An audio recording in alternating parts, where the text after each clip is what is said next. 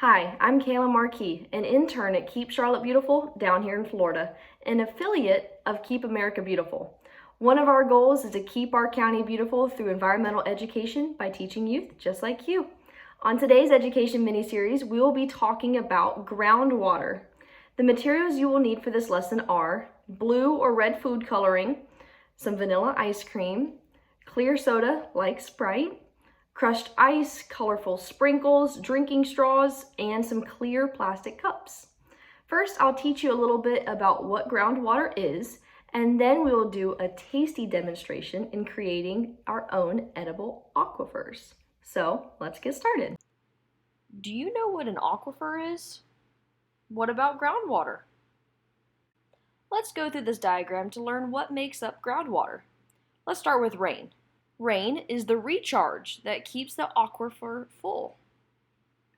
Now, next is the water table level. The water table level is the level below which the ground is saturated with water.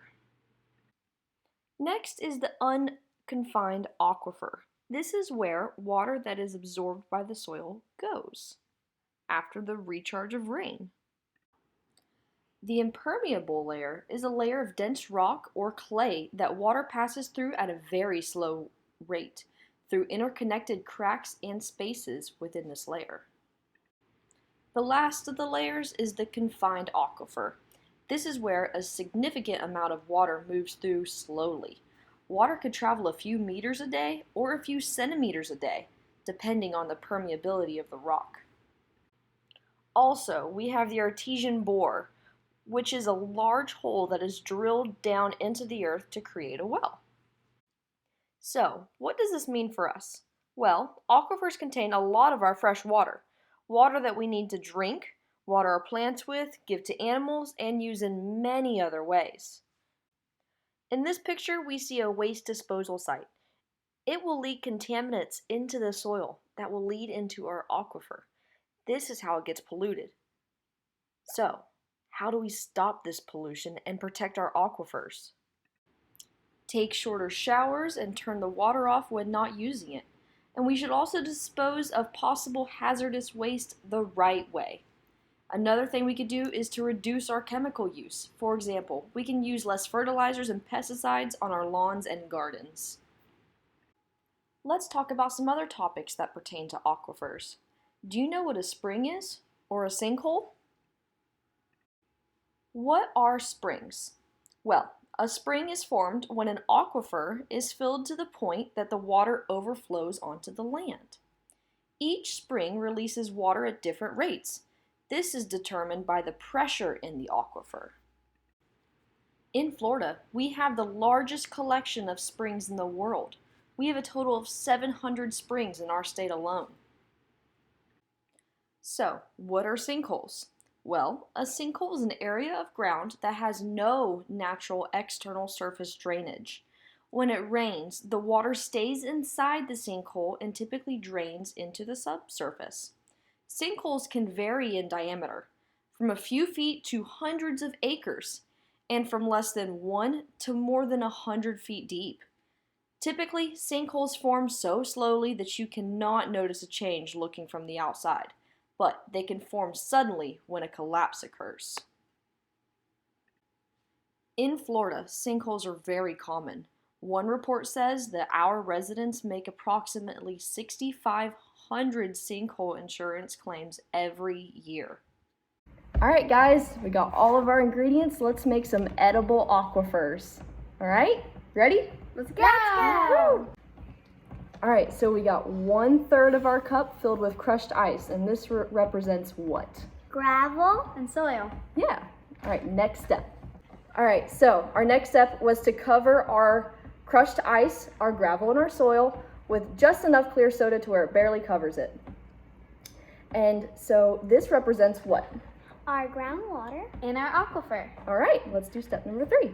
All right, and so our next step was to add a layer of ice cream to serve as our confining layer over the water-filled aquifer. All right? Okay. Next, we added colored sprinkles to represent the fertilizers and other contaminants that end up on top of our soil, our confining layer. Okay. Yeah? Okay. So next, we got some colored soda that we're gonna pour over top. We're gonna see what happens. Look at how, That's cool. yeah. So this represents other contamination that infiltrates our confining layer. And look at how our sprinkles got down into our aquifer. What do you guys think of that? It's cool. It's very interesting. It's very interesting. See how all the other pollutants made its way down into our aquifer. Do you think that'd be healthy? No. I don't think so. I don't think that'd be good for anybody, right? Yeah. If this All was right. real, I wouldn't drink it. All right, let's go on to the next one, next step. All right, so our final and the tastiest step is we're gonna use these straws to drill a well into our aquifer, and we're gonna pump the well to demonstrate how it declines the water table, all right? I already got it in. Let's try it.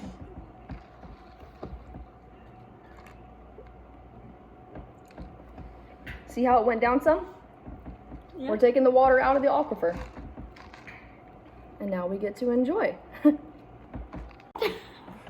So notice how whenever we were pumping our well by sucking up through the straw, we got some sprinkles in there too. And what did the sprinkles represent? Fertilizer and any other chemicals. Exactly. So what does that say about our wells? That means the well is not going to be good for us to drink.